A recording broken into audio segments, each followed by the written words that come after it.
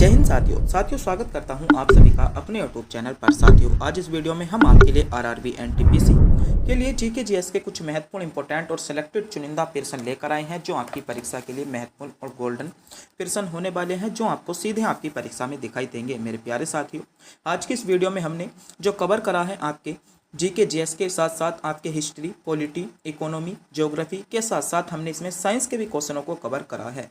तो मेरे प्यारे साथियों, आज की वीडियो आपकी एनटीपीसी एग्जाम के लिए बहुत ज़्यादा गोल्डन और चुनिंदा क्वेश्चनों के साथ होने वाली है। आज की वीडियो के माध्यम से आप एनटीपीसी के पैटर्न को समझने वाले हो, कहाँ से क्वेश्चन पूछे जाते हैं, कौन कौन से टॉपिक आपके इंपॉर्टेंट हैं, क्या आपके लिए सेलेक्टेड होने वाला है, जिससे आपको सीधे आपकी परीक्षा में क्वेश्चन देखने को मिले। तो मेरे प्यारे साथियों, अगर आप भी आरआरबी एनटीपीसी की तैयारी कर रहे हैं तो एक बार इस वीडियो को पूरा ध्यान से जरूर देखकर जाइएगा। तो बिना टाइम गवाई करते हैं वीडियो को स्टार्ट। आपके पहले क्वेश्चन पर बढ़ते हैं, सिलेक्शन की ओर ले जाते हैं। तो प्लीज़ हमारे टेलीग्राम चैनल को भी ज्वाइन जरूर कर लीजिएगा।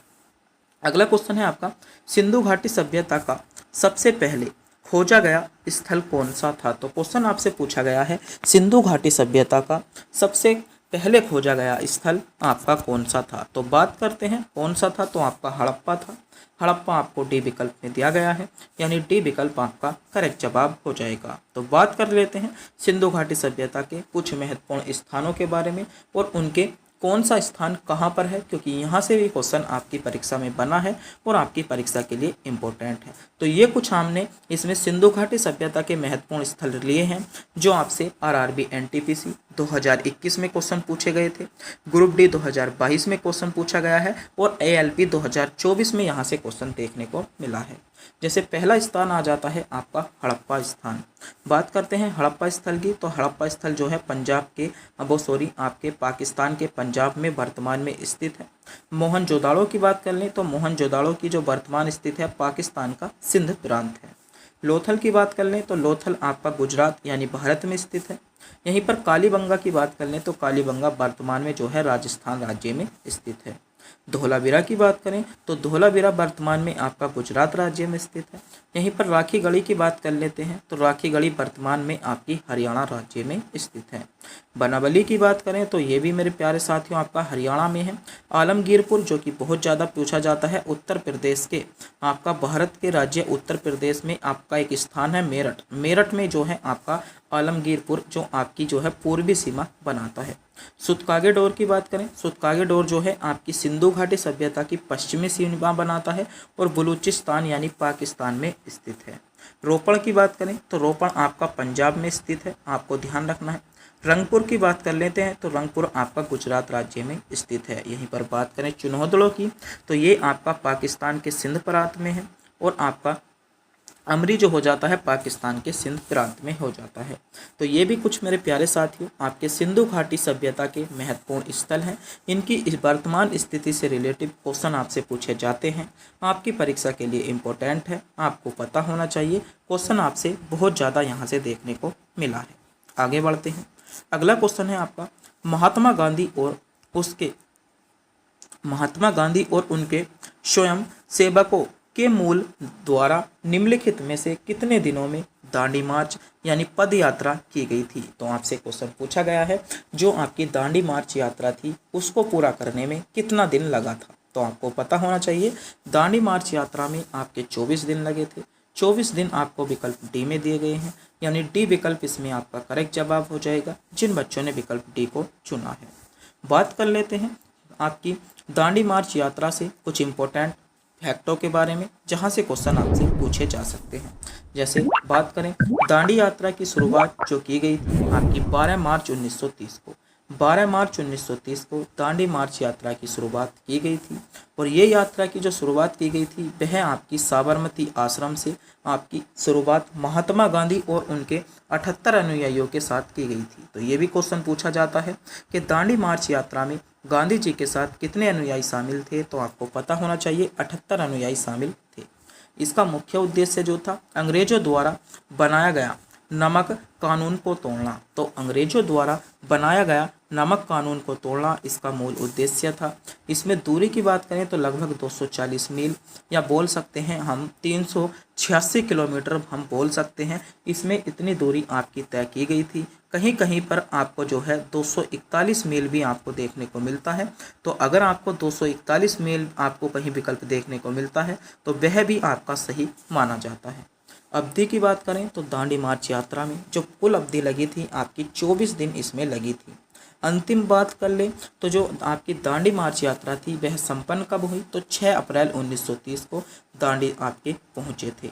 इस आंदोलन में लगभग 8000 भारतीयों को नमक सत्याग्रह के दौरान जेल में डाल दिया गया था। तो आपसे ये क्वेश्चन भी पूछा जा सकता है कि दांडी मार्च यात्रा में कितने भारतीयों को आपका जेल में डाला गया था, तो लगभग 8000 भारतीयों को जेल में डाला गया था, आपको पता होना चाहिए। स्वयंसेवकों ने 24 दिन तक यानी प्रतिदिन 10 मील की दूरी तय की थी। तो ये भी क्वेश्चन आपसे एएलपी में ऐसा क्वेश्चन पूछा गया है। एएलपी में क्वेश्चन पूछा गया था कि आपका दांडी मार्च यात्रा में प्रतिदिन आपके गांधी जी ने कितनी दूरी तय की थी, तो आपको पता होना चाहिए आपकी 10 मील दूरी तय की थी।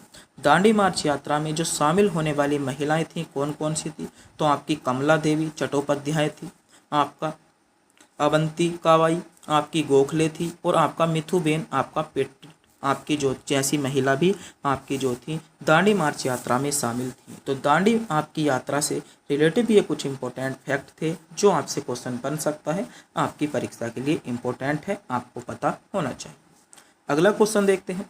अगला क्वेश्चन है जिब्राल्टर डल आपका जल डमरू माध्य निम्नलिखित में से किस महासागर को भू मध्य सागर से जोड़ता है और यूरोपीय महाद्वीप को पर स्पेन को अफ्रीका महाद्वीप पर मोरक्को से अलग करता है, तो आपको पता होना चाहिए।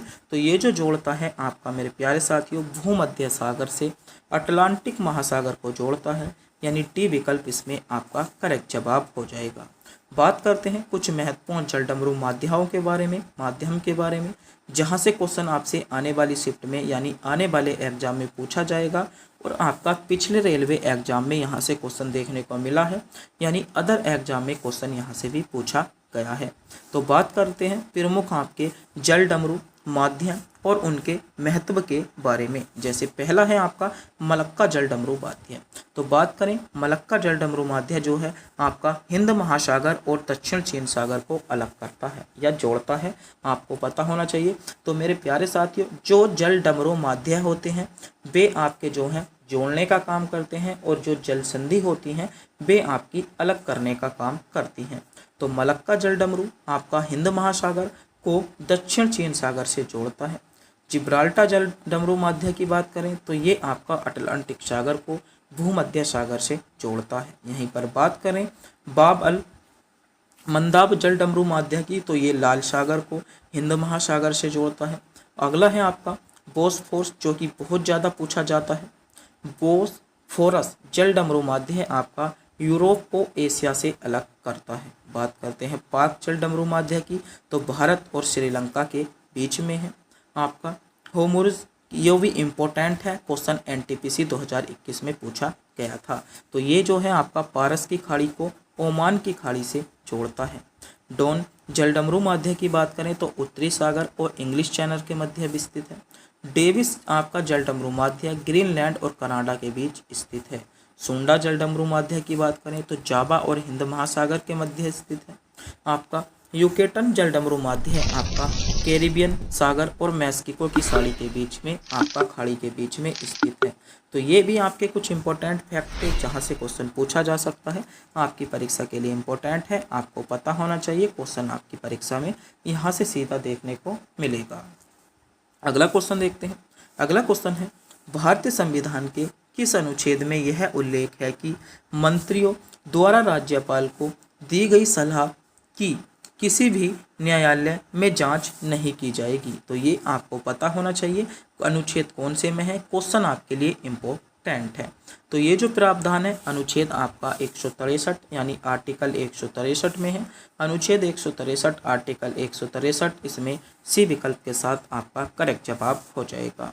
बात करते हैं राज्यपाल से रिलेटिव कुछ महत्वपूर्ण आर्टिकल यानी आपके अनुच्छेद के बारे में जो आपसे पूछे जा सकते हैं। जैसे पहला है अनुच्छेद 160। अगर हम बात करें अनुच्छेद 160 की तो आपको पता होना चाहिए राष्ट्रपति की आकस्मिक स्थिति में राज्यपाल के कार्यों का निर्वहन आपका जो है आपका अनुच्छेद 160 में दिया गया है। अनुच्छेद 161 में राज्यपाल को क्षमादान करने की स्वतंत्रता, दंडदेश का निलंबन और आपका लघुकरण करने की स्वतंत्रता आपको दी गई है। यानी राज्यपाल किसी भी व्यक्ति की सजा को कम करा सकता है, उसके दंड को कम करा सकता है। ये क्षमता आपकी जो दी गई है अनुच्छेद 161 में दी गई है। अनुच्छेद 163 की बात करें तो राज्यपाल को सलाह और सहायता देने के लिए आपका मुख्यमंत्री होगा। ये आपकी अनुच्छेद 163 में कहा गया है। अब यहीं पर बात करें अनुच्छेद 164 की तो अनुच्छेद 164 में मंत्री परिषद के सदस्य राज्य विधानसभा के सदस्य होंगे, ये कहा गया है। 165 में राज्य के लिए एक आपका महाधिवक्ता होगा। ये क्वेश्चन बहुत ज़्यादा पूछा जाता है कि राज्य के लिए एक महाधिवक्ता होगा, ये आपका अनुच्छेद में है, तो अनुच्छेद 165 आपका करेक्ट जवाब होगा। 166 में राज्य सरकार का कार्य संचालन राज्यपाल के नाम से किया जाएगा। 67 की बात करें तो मुख्यमंत्री का कर्तव्य है कि वह राज्यपाल को सभी मामलों को अवगत कराए। अगला है 168 में प्रत्येक राज्य में विधानमंडल होगा जो विधानसभा और विधान परिषद में आपका बटा होगा। अनुच्छेद आपका 169 की बात करें तो विधान परिषद की स्थापना या समयावधि राज्य विधानमंडल का प्रस्ताव, और 170 में प्रत्येक राज्य की विधानसभा प्रत्यक्ष निर्वाचन आपका किया जाएगा। तो ये भी कुछ आपके महत्वपूर्ण आर्टिकल थे जहां से क्वेश्चन बन सकता है।